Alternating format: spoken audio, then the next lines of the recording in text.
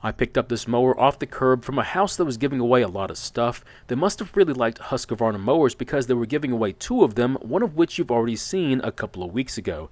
Now this one, however, has a very different issue with it, but I'm getting ahead of myself. At this point, this mower is a complete mystery to me, and I'm not even sure if it's even worth fixing yet. In today's video, we look at this Husqvarna mower with a Kohler engine, and the problem is that I'm not really sure what's wrong with it, and that's because I didn't get any information from the online ad. That means we'll start with an inspection of the engine, check the fluids, and finally try and start the mower. Now, I'm going to try and repair this mower, however, it may not be the exact repair you need to make to yours.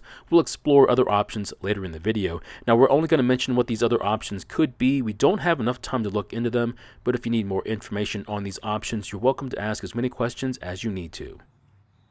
Overall, this mower looks to be in pretty good condition. It is a bit dirty, but nothing a good cleaning can't handle. The first thing I want to do is to check over the engine and make sure it's not stuck, either from a broken rod or something much worse. Now, the rope doesn't always go back in, but that's not a huge problem at the moment. At least we know the engine isn't stuck.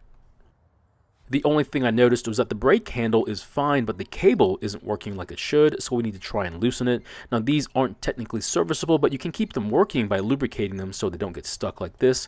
If we can't loosen it, we'll have to work around it. The next thing I want to check is the fuel tank and see if there's any gasoline in it. On this style of tank, you can see the bottom of it, so there's definitely no gasoline in it, which could be a good thing, but we won't know until we open the carb. The most important thing we need to check, especially on this engine, is the oil level, and you'll see why in a minute. After removing the dipstick, remember to wipe it off first, and then to check the oil, only press it against the threads and do not screw it in.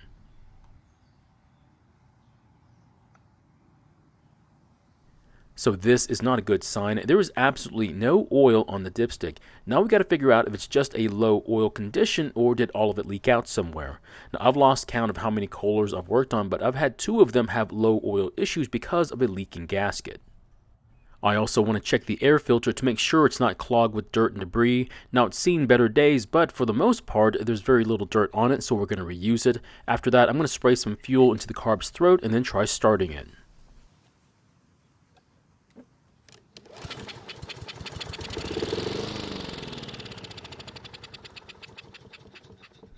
So fortunately it started and ran even with a poorly working brake cable, but you'll see why it was able to do that here in a bit. Next, I want to lay it on its side and see what kind of condition the mowing deck is in. Now, to be honest, it's really not that bad under here. I don't know if the previous owner cleaned this on a regular basis, but someone cared for this part of the mower. There aren't any big clumps of grass under here, just a few small areas. Now, I want to reduce the chance for rusting, so I'm going to give it a light cleaning, and that's because I want this mower to last for another several years. Now, you don't have to do this very often, maybe once a year before you put it up for the winter, but this will help make sure your mower will last a long time.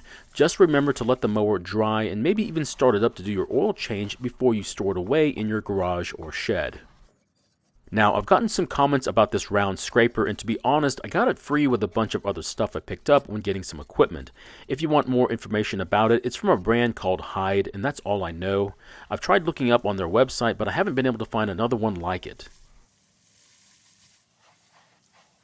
Now, it's not spotless, and that's perfectly fine. I just need it to be cleaner than we first started cleaning it. The next thing we need to do is to clean the top side of the mower, starting with the top cover. After that, I'll work my way down to the part that really needs to be cleaned. I need to get the oil and dirt off the engine because I need to see if it's leaking from around the sump gasket near the front of the engine. If it is, this project will stop right here until I can decide what to do with it. Now, to deal with the dirtiest areas, I'm going to use this degreaser that was recommended to me by some of the viewers, and so far I'm really happy with its performance. I'll just spray some on there and then agitate it, and after a few minutes I'll then rinse it off and then come back with a second cleaning for those stubborn areas. With the dirt gone, it'll make it a lot easier to see if we have an oil leak from the gasket.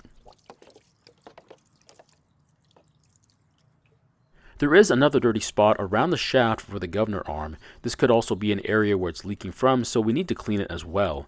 I hope it's not where the leak is coming from because I've never had to fix a leak here before. Now, after a good scrubbing and rinse, it's finally clean enough that we should be able to see if it's leaking from there. I'm also going to clean the front of the engine as well. Not that it's necessary, but if I should need to repair this part of the engine, I like to keep dirt from getting inside it. As for the rest of the mower, which really isn't that dirty, I'm just going to spray it with my regular cleaner and then use my large brush and just rinse it off. The same goes for the rear door for the bag, which really isn't that dirty, so I'm just going to rinse the dirt away.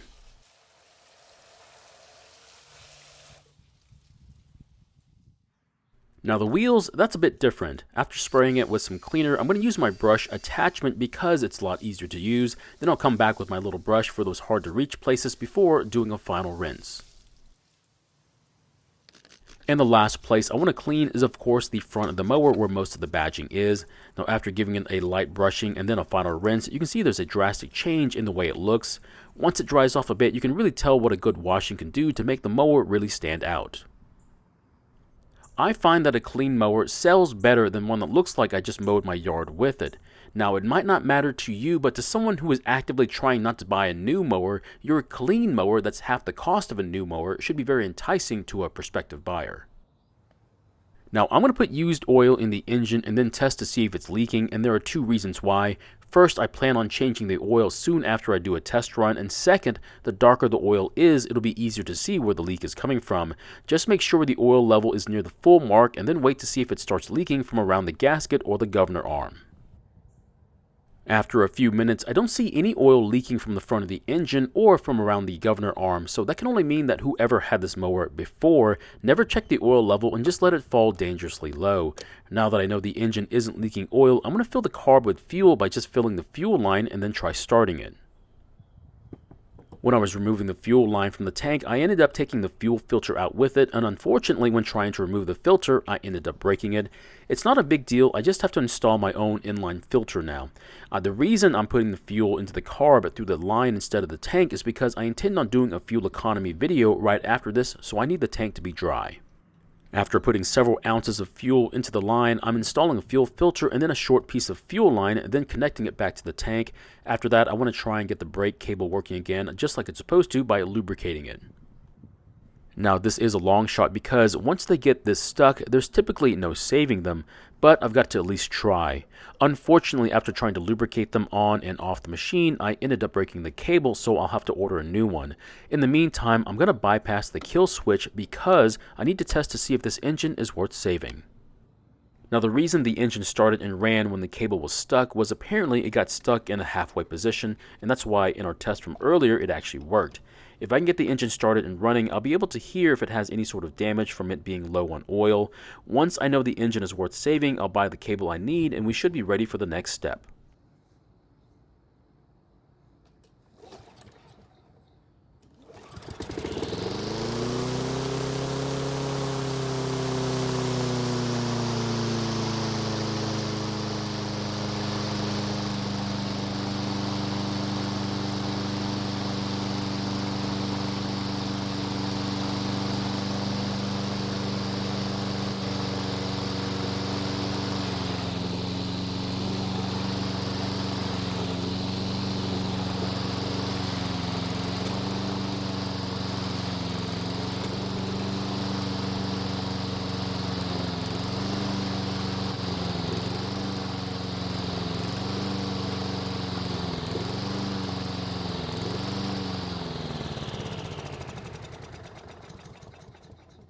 So it finally ran out of gasoline. It looks like everything except the brake cable seems to be working just like it should.